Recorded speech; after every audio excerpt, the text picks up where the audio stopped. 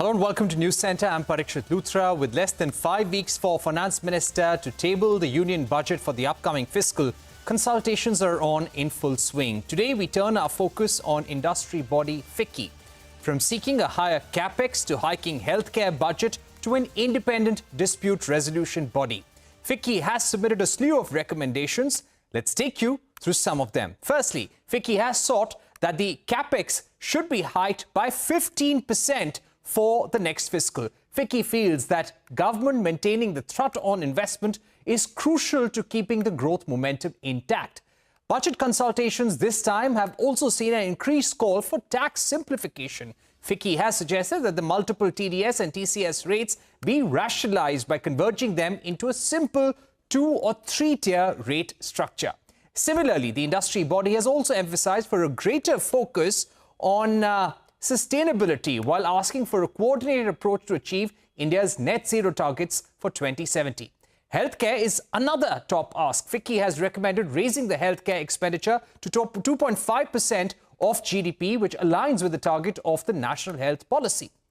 Joining us right now to discuss FICCI's recommendations and what is the kind of messaging the industry is looking for are Harshvardhan Agarwal, President at FICCI and MD of Imami, Anand Goenka, Senior Vice President at FICCI and Vice Chairman at the RPG Group, Vijay Shankar, Vice President at FICCI and Chairman of the Sanmar Group, and Dr. Sangeeta Reddy, Past President of FICCI and Joint MD of Apollo Hospitals. Mr. Agarwal, let me begin by asking you about the kind of messaging you're looking for. And the reason why I'm asking this is because this will be the first full-fledged budget from the Narendra Modi government in its third term. It's taking place amid great geopolitical headwinds. The global environment is uncertain. The Trump administration is going to take office on the 20th of January. So a lot of uncertainties on the table. So what kind of clarity, what kind of messaging are you looking for from the finance minister? Thank you, Parikshit. Thank you for having us here. I think, from the business perspective, from the corporate, I think the government has been very, very consistent in the past in terms of their budget, in terms of their policies. And what, as FICCI, we would like to see that consistency, the continuity factor to be there. What we would like to see is that, the government is serious about the Capex, which they have been increasing year on year, which has increased, by 4 times in the last 8 years. And in fact, as FICCI, we have already recommended an hike of 15% for next year. So we would like to see that, the government continue with the focus in the infrastructure, in the area ease of doing business, in the area of simplification of tax structure. And that is, and how do we increase the consumption? How do we give more money in the hand of the consumers so that the discretionary spend increases? All right, let me go across to Sangeeta Reddy at this stage as well. Ms. Reddy, when we speak about next generation reforms, which has also been asked by FICCI, what would you really like? Or more than reforms, would you hope that the current policies are better implemented? So better implementation of present policies versus new reforms. What would you be looking for? So Parikshit, in a country with such complex needs and a situation where the opportunity is so significant, I mean, we have to look at the fact that India remains and continues to remain one of the brightest spots in the global economy. So it's important for us to maintain the thrust on investment, which was one of the main reasons why India surged ahead. But we must also implement next generation reforms. So whether it's the creation of interstate institutional platforms, look at continuation of simplification of the tax regime, we must announce the new independent dispute resolution forum for effective and time-bound resolution. We have to continue to promote sustainability. So on some, it's keep the thrust, go faster. And on some, it's create something new and dynamic so that India continues to message to the world that we are an increasingly efficient, effective, and an attractive destination for FDI and for future business. I think the focus which has been on GCCs is something that must continue. Is there some way we can further attract international offices to be opened up in India? Again, we have to look at the inflation, the external sector, the fiscal deficit. All these are significant for our continued growth. And on the policy reforms, there is a slew of things that FICCI has recommended. I would like to specifically call out the healthcare requirements. I think year upon year, we're looking at this continued need for additional spending in the healthcare sector. In a country as large as ours, where we're getting healthy balance sheets, we need healthy individuals as well. I also want to draw attention to one very important policy recommendation and request that we had, is that the income tax exemption on money spent on preventive healthcare, which is currently at a 5,000 rupee deduction, we are recommending that this should go up to 20,000 rupees because it hasn't been revised in over a decade. Besides this, I think there are many other policies which can make healthcare not only a more attractive investment proposition, but significantly also the growth in healthcare will lead to enabled access with a special focus on tier 2 and tier 3 cities. Right. Important points there. We'll come back to the healthcare sector again with you, Ms. Reddy. Let me go across to Anand Goenka. Anand Goenka, in the short term, how important is for certain interventions by the government to boost consumption? There are also experts which have been toying with the idea that while the government is committed to maintaining a fiscal glide path, some concession may actually not be bad and may help in boosting consumption. What do you feel, and what could be that mantra or policy intervention by the government which could increase consumption in the economy?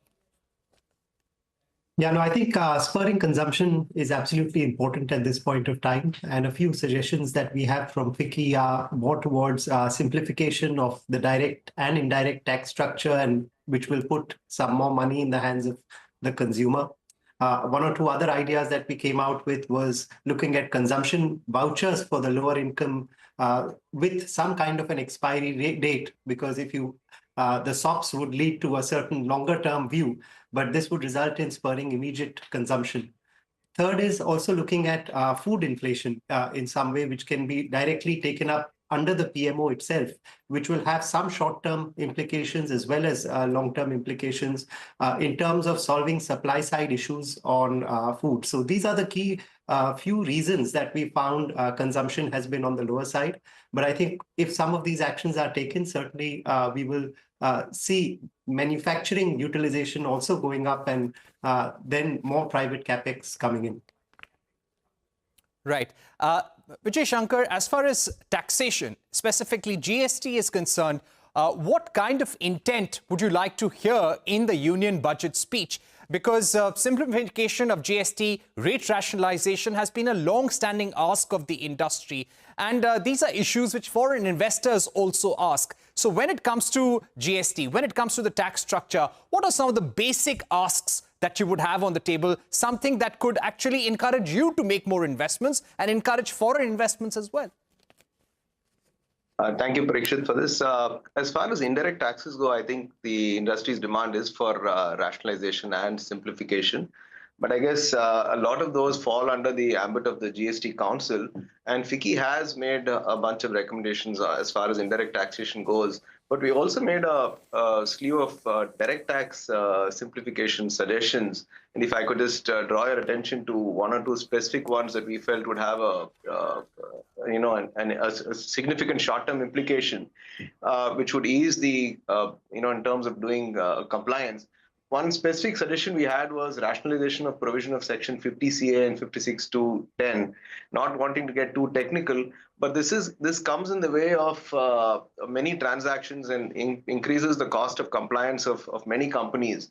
What happens today is that as far as Section 56(2)(10) goes, it was originally introduced as an anti-abuse measure, but it has gone probably beyond its scope. And, there is an unintended consequence of tax being imposed on even income that is not realized between two non-related parties. So this is something that we've raised with the finance ministry, and we hope that this gets the the due hearing that it should receive. So basic focus on simplification of the tax regime, especially on direct taxes, is something that FICCI has raised with the ministry. Right. How important are labor market reforms, Mr. Agarwal? The reason why I'm asking is that we have been trying to promote manufacturing in labor-intensive sectors. While the PLI scheme has been good for certain sectors, it has boosted investments.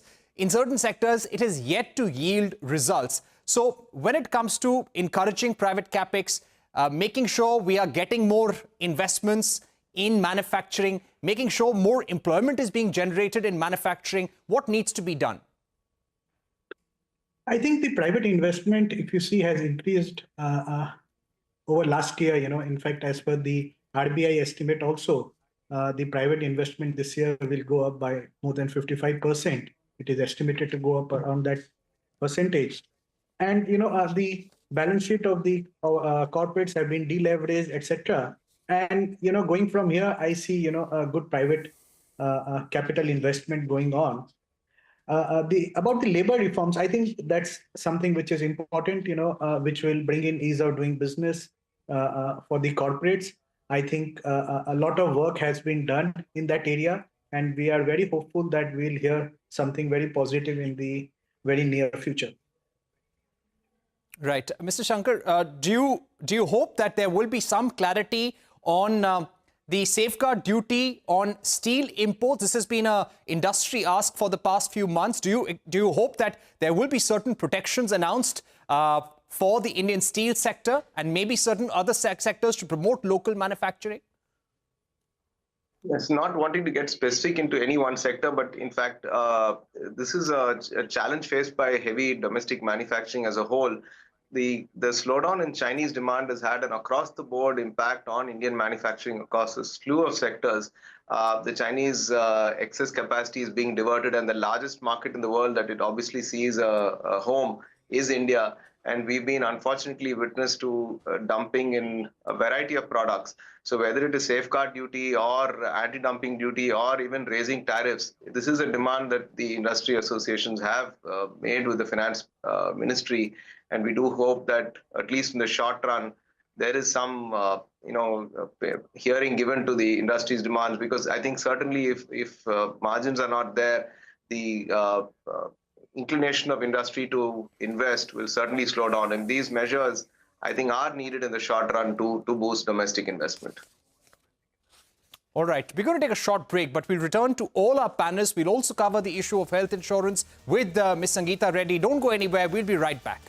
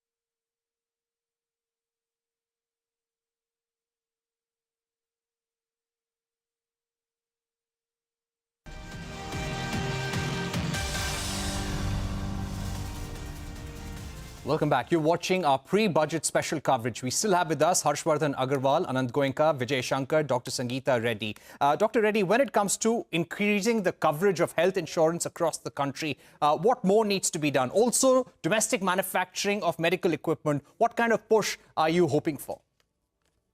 So, Parikshit, both very critical questions. Number one is we all know that health insurance has been one of the big successes in India. The government scheme has ensured that more than 41% of our population is covered.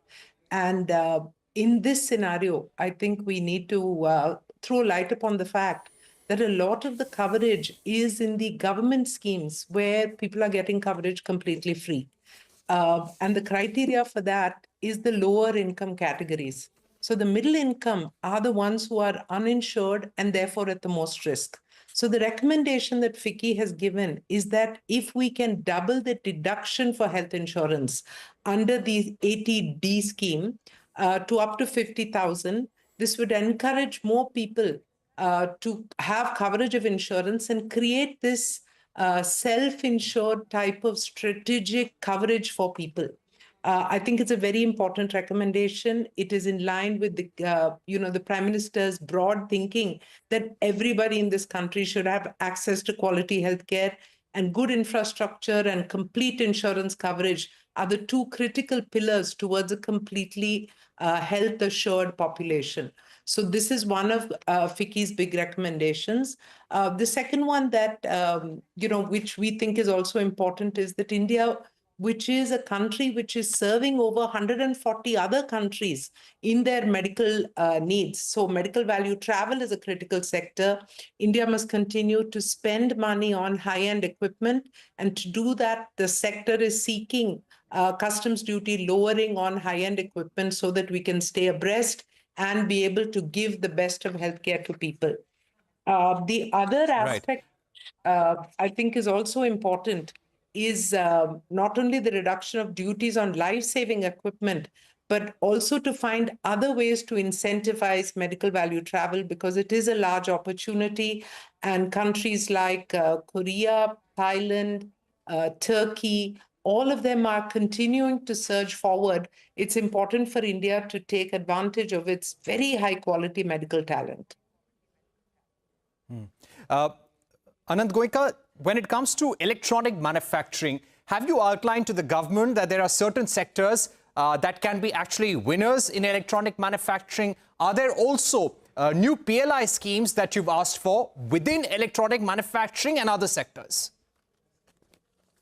Right. No, I think the electronic segment has been a great success story of the country in the last few years. We do feel that the PCBA segment particularly is one where there is it gets utilized in many different products, and therefore the HS code system there is extremely complex. We as FICCI have been working with the government for simplification of the HS code, and we feel that there can be nearly an import substitution of $5 billion by just reclassifying it, simplifying it, and making sure whatever we import gets produced domestically. So this is one particular area in electronics that we feel can make the biggest difference. And then over time, moving from assembly to more value addition into cameras and more technical areas where it is natural that once you start with assembly, you can move into other spaces. And then PLI schemes will automatically fit in for areas that we are not present in. Right. Though Donald Trump takes over on the 20th of January, and we don't know whether too much will happen till the time the budget is presented. But Vijay Shankar, how do you believe we should approach the tariff threat from the United States under Donald Trump? What most experts and former ambassadors tell us that agriculture, the IT sector, medical devices are all potential sectors where we could see higher tariffs. Now, how should we approach this new Trump administration, considering some of the policy feelers it has been sending to India and the rest of the world? And would you hope that there should be certain amount of policy flexibility that the budget should also show? Absolutely, Parikshit. I think it's two very good points you brought out. I think the Trump administration, from all accounts, is certainly going to be more made in America and business friendly, and the impact on the rest of the world is going to be large. But from all accounts and what we've been reading and hearing, I think India is still on track to have an excellent relationship, building on its many years of strategic partnership with the United States. As far as the business relationship goes, yes, we have heard President Trump talk about tariffs of 25% plus. But I think we'll have to see how that actually plays out. We have seen him dial back on some of the statements that he made. You've seen even today that on the visa issues, there has been a dial back. I think we are going to see a very pragmatic, business-friendly approach from the US administration and building on the years of excellent strategic relationship with India. I think it's a great opportunity for India to capitalize over the next 5-6 years with the Trump administration, build on what we've built on on the strong foundation that we've had over the last many years. I think there is going to be a huge focus on manufacturing, building up a second supply source away from China. I think it's a great opportunity for India to work with the Trump administration to make sure that next 5 years really transforms the manufacturing sector in India. Right. Let me go across to Harshvardhan Agarwal once again. Mr. Agarwal, now when it comes to consumption, now this is something that the FMCG sector has been especially concerned about. What kind of push do we need for both the rural and the urban sector, the middle class, in order to put more money in their hands for greater consumption power? Parikshit, as we all know, that a large percentage of an average household, goes into the consumption of daily groceries and food items, and just approx for 25 to 30% of the income is left for the discretionary spend. What as industry we would hope that the government review its current tax structure, both direct as well as indirect, with a view to bring more money in the hands of the consumers. Any increase in disposable income in the hand of consumers, it will give a boost to the consumption demand. Apart from that, as Anant earlier said, how do we bring and control the food inflation? I think certainly, that would also help in boosting the consumption. Apart from that, from the perspective of the rural, I think, we are seeing a good monsoon, and even the Kharif season seems to be good. And we are hopeful that rural demand will increase and it will be having good growth. But apart from that, whether the government can increase the per unit benefit under its various scheme of Manrega or PM Kishan or the other schemes that the government have for the rural industry. All right, we've run out of time, but thank you very much, Harshvardhan Agarwal, Sangeeta Reddy, Anand Goenka and Vijay Shankar for joining us on News Center with the recommendations of industry body FICCI. Let's see what the Finance Minister delivers in February. With that, it's a wrap on this edition of the program.